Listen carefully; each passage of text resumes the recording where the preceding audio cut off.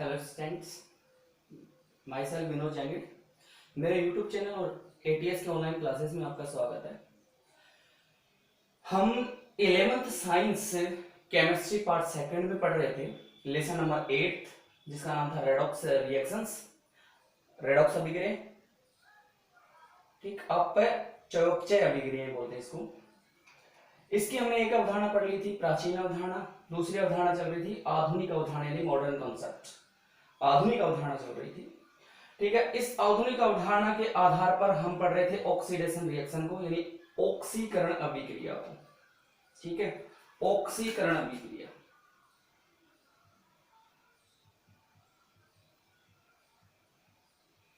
ऑक्सीकरण अभिक्रिया ये हम पढ़ चुके थे कि वह अभिक्रिया जिसमें कोई तत्व परमाणु आयन या अणु जो है वो इलेक्ट्रॉन त्याग करके धनायन बनाता है। देखो ये तत्व है, धनायन बना रहा है, Zn+2 धनायन बना रहा है। ठीक, या फिर कोई आयन जो है वो इलेक्ट्रॉन त्याग करके, उसके लिए मैंने कल वाले वीडियो में या पिछले वीडियो के अंदर मैंने डाला था, उसके अंदर जैसे Fe+2 है, एक इलेक्ट्रॉन और त्यागे तो Fe+3 बनाए, तो +2 से +3 और आयन धनायन में वृद्धि हो रही है। तो इस अभिक्रिया में आयन बनाता है या उसके धनायन में वृद्धि और ऋणायन में कमी हो। तो देखो यहाँ पे ऋणायन में देखो यहाँ पे -1 है, यहाँ पे 0 हो गया, 2 इलेक्ट्रॉन त्याग दिए, एक ने एक त्यागा, दूसरे ने दूसरा त्यागा, Cl2 का फॉर्मेशन, 2 इलेक्ट्रॉन त्याग दिए। इसी प्रकार से देखो 4 है, यहाँ पे -3 हो गया, तो धनायन में वृद्धि और ऋणायन में कमी हो तो क्या कहेंगे, उसे ऑक्सीकरण अभिक्रिया कहेंगे आधुनिक अवधारणा के आधार पर। और आधुनिक अवधारणा थी इलेक्ट्रॉनीय अवधारणा यानी इलेक्ट्रॉन के त्यागने और ग्रहण करने के आधार पर हम ऑक्सीकरण और अपचयन को पढ़ रहे थे। अब देखो उपरोक्त सभी अभिक्रियाएं जो ना वो ऑक्सीकरण अर्ध अभिक्रिया कहलाती हैं। ठीक, ऑक्सीकरण अर्ध अभिक्रिया। इसे एक चीज और एक और बात इससे स्पष्ट होती है कि देखो इसके अंदर, इस अभिक्रिया के अंदर इलेक्ट्रॉन निकल रहा है, इलेक्ट्रॉन निकल रहा है यानी इलेक्ट्रॉन त्यागा जा रहा है। तो इसलिए इस अभिक्रिया को, कौन सी को, ऑक्सीकरण अभिक्रिया को एक नाम से और जाना जाता है, इसका नाम है वी इलेक्ट्रॉनीय अभिक्रिया।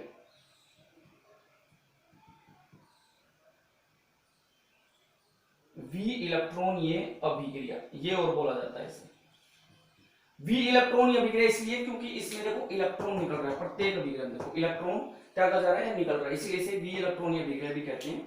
ठीक, और ये जो उपरोक्त अभिक्रिया है ये वाली है ना, जो भी उपरोक्त अभिक्रिया है ये ऑक्सीकरण अर्ध अभिक्रिया कहलाती है। ऑक्सीकरण अर्ध अभिक्रिया कहलाती है। ऑक्सीकरण अर्ध अभिक्रिया, ऑक्सीकरण अर्ध अभिक्रिया कहलाती है क्योंकि हम पढ़ रहे हैं रेडॉक्स अभिक्रिया। रेडॉक्स अभिक्रिया के अंदर ऑक्सीकरण भी होगा, अपचयन भी होगा। तो ये तो आधा तो ऑक्सीकरण हो रहा है और आधे में क्या होगा, अपचयन होगा, इसलिए इसको बोलते हैं ऑक्सीकरण अर्ध अभिक्रिया। तो ये सारी अभिक्रियाएं वो ऑक्सीकरण अर्ध अभिक्रियाएं कहलाती हैं। अर्ध का मतलब आधी, तो आधी ऑक्सीकरण और आधी अपचयन, तभी तो हुआ रेडॉक्स, अपचयन और ऑक्सीकरण।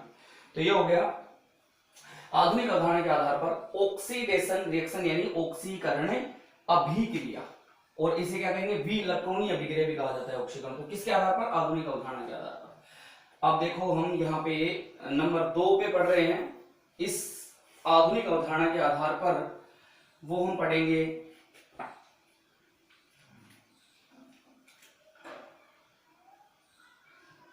Reduction reaction. रिडक्शन रिएक्शन यानी अपचयन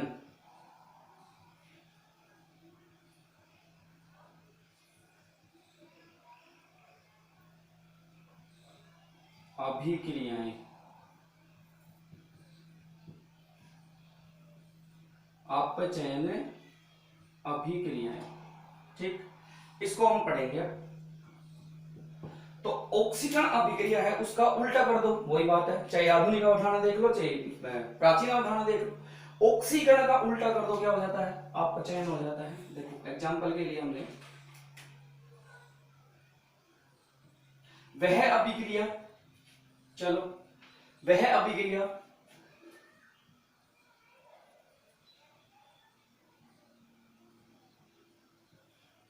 जिसमें कोई तत्व परमाणु, उसका उल्टा कर देंगे, आयन या अणु इलेक्ट्रॉन ग्रहण कर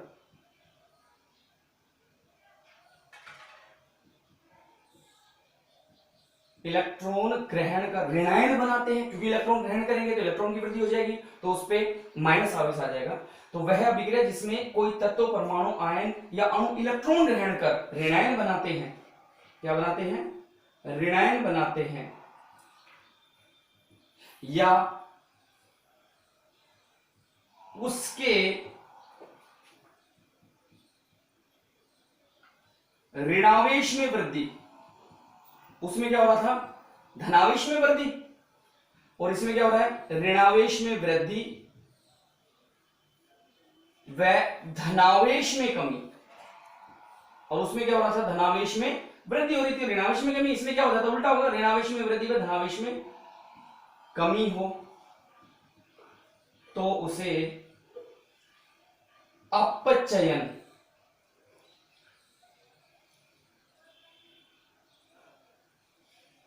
अभिक्रिया कहते हैं। तो उसे कौन सी अभिक्रिया कहते हैं? अपचयन अभिक्रिया कहते हैं। अपचयन अभिक्रिया कहते हैं, ये है इसकी डेफिनेशन। उसकी उल्टी कर दो उपक्षेपण की। वह अभिक्रिया जिसमें कोई तत्व, परमाणु, आयन या अणु इलेक्ट्रॉन ग्रहण कर ऋणायन बनाते हैं या उसके ऋणावेश में वृद्धि व धनावेश में कमी होती है, क्या कहलाती है? अपचयन अभिक्रिया कहलाती है। किसके आधार पर? आधुनिक अवधारणा के आधार पर, रिडक्शन रिएक्शन। ठीक है, अब इसका एग्जांपल देखिए आप। एग्जांपल फर्स्ट, इलेक्ट्रॉन ग्रहण करेगा ऋणावेश में वृद्धि। तो देखो यहां पे सबसे पहले लेते हैं हम नाइट्रोजन एन प्लस, क्योंकि इसकी जो वैलेंसी होती है वो 3 होती है, वो माइनस की, N-3 S, चलो O ले लेते पहले, O 2 electron, O-2 S plus 2 electron S-2। देखो ये यहाँ पे 0 है, यहाँ पे माइनस हो रहा है, यहाँ पे 0 है, यहाँ पे माइनस। इलेक्ट्रॉन ग्रहण कर रहा है, ग्रहण करने वाले को प्लस इलेक्ट्रॉन यहाँ पे जोड़ेंगे, आगे का तो प्लस इलेक्ट्रॉन यहाँ पे जोड़ते हैं। फोर्थ देखो Cl प्लस 1 इलेक्ट्रॉन। अब क्लोरीन 1 इलेक्ट्रॉन ग्रहण करेगा तो इसके पास 1 इलेक्ट्रॉन की अधिकता हो जाएगी, इसलिए इसके ऊपर कैसा आवेश आ जाएगा? माइनस का 1 आ जाएगा। ठीक, इसी प्रकार से जैसे Br वगैरह भी इससे ग्रहण करेंगे तो उसके ऊपर, जैसे Br मान लो एक और ले लेते हैं, 1 इलेक्ट्रॉन, ये हो जाएगा Br माइनस। तो ये हो गए इसके एग्जाम्पल कुछ, है ना। तो ये आप लोगों ने देख लिया होगा, नोट कर लिया होगा। तो वह अभिक्रिया जिसमें कोई तत्व, परमाणु, आयन इलेक्ट्रॉन ग्रहण कर ऋणायन बनाते हैं या उसके ऋणावेश में वृद्धि व धनावेश में कमी होती है, क्या कहलाती है? अपचयन अभिक्रिया कहलाती है। किसके आधार पर? मॉडर्न कॉन्सेप्ट के आधार पर अपचयन अभिक्रिया। ठीक, अब एक एग्जांपल लेते हैं, 6 नंबर का एग्जांपल लेते। धनावेश में कमी और ऋणावेश में वृद्धि। तो धनावेश में कमी होगी तो ऑटोमेटिकली ऋणावेश में वृद्धि होगी, तभी तो धनावेश में कमी होगी। जैसे हमने पढ़ा था Fe प्लस 3 था, ये 1 इलेक्ट्रॉन अगर वापस ग्रहण कर ले तो क्या हो जाएगा? Fe minus plus 2। अब देखो प्लस 3 था, 2 रह गया, इसका मतलब इसके ऋणावेश में वृद्धि हुई, धनावेश में कमी होगी, 3 से 2 हो गया। फिर देखो एक और एग्जांपल लेते हैं, Cu